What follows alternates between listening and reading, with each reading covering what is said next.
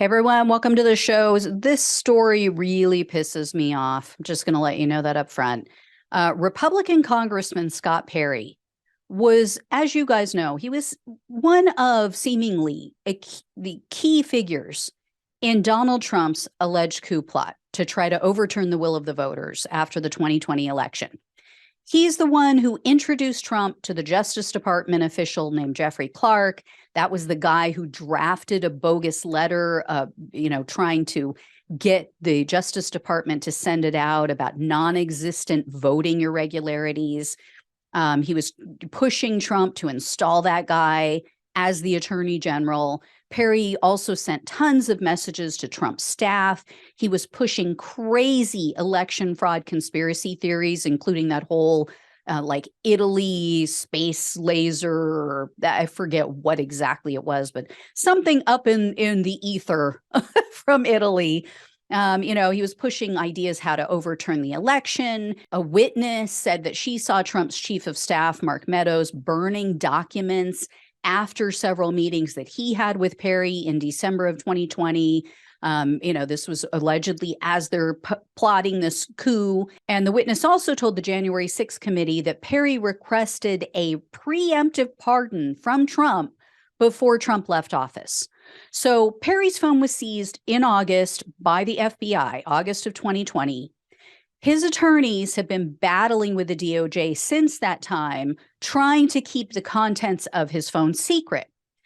Evidently, there was a sealed order issued at the beginning of January 2023. So a judge had already ruled on this. Judge Amy Berman Jackson, I believe it was, she ruled at the end of December, yes, the FBI can look at what's on his phone. They would have a team that would go through it to make sure that they're not looking at anything that has to do with like legislation, his personal issues, messages to and from his wife, or anything having to do with that branch of government, but only related to the crime. Well, at the beginning of January 2023, a panel of judges temporarily blocked that order from Judge Amy Berman Jackson. They blocked prosecutors from reviewing the data on his phone. And you guys aren't going to be surprised to hear that ruling was made by a 3-judge panel made up entirely of Republicans, 2 Trump-appointed judges and 1 George H.W. Bush judge. On top of that, Politico is reporting that both Republican and Democratic members of the House have gotten involved in this now, and they're all protecting Perry, including the Democrats.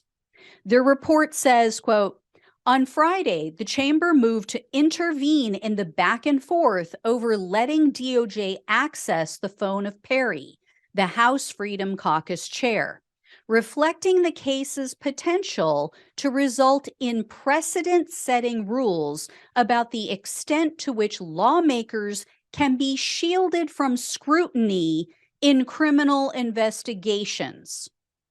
The report makes clear that Hakeem Jeffries and other Democrats were involved in this decision.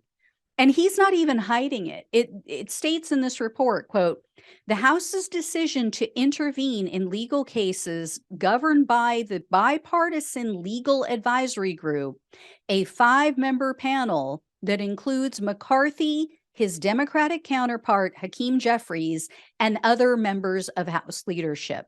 The panel voted unanimously to support the House's intervention into the matter.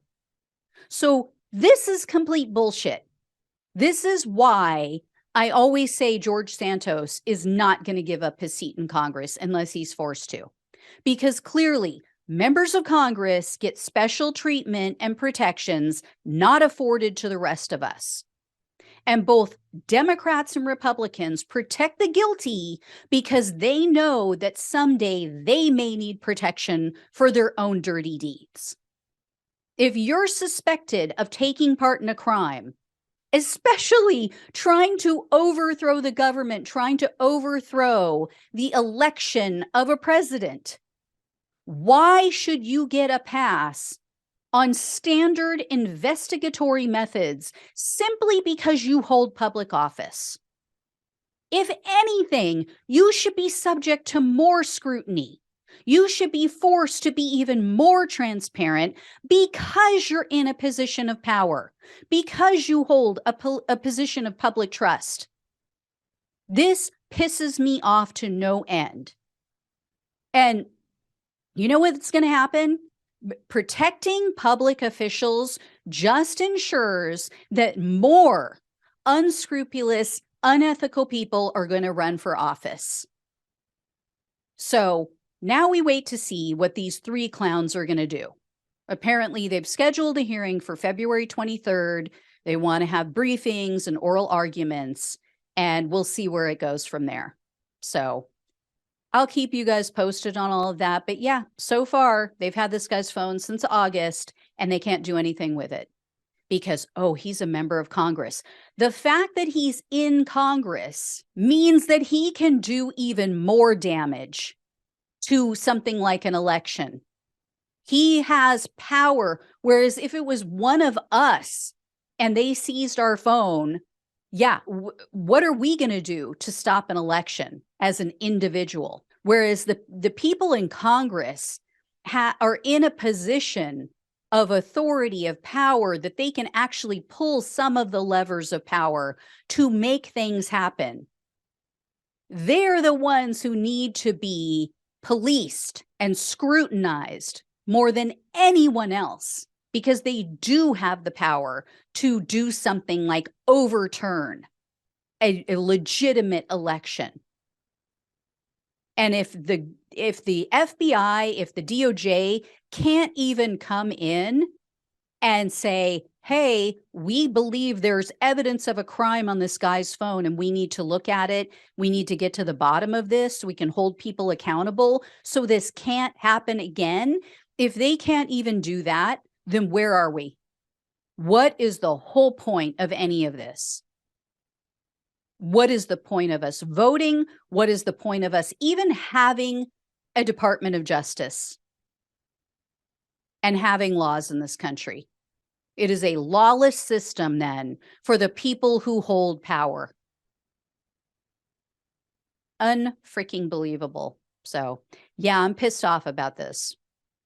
So I'll let you guys know what happens. Thank you so much for watching and listening. Please like, share, and subscribe. Please donate. Please become a monthly supporter. Love you guys. I will talk with you soon. Take care.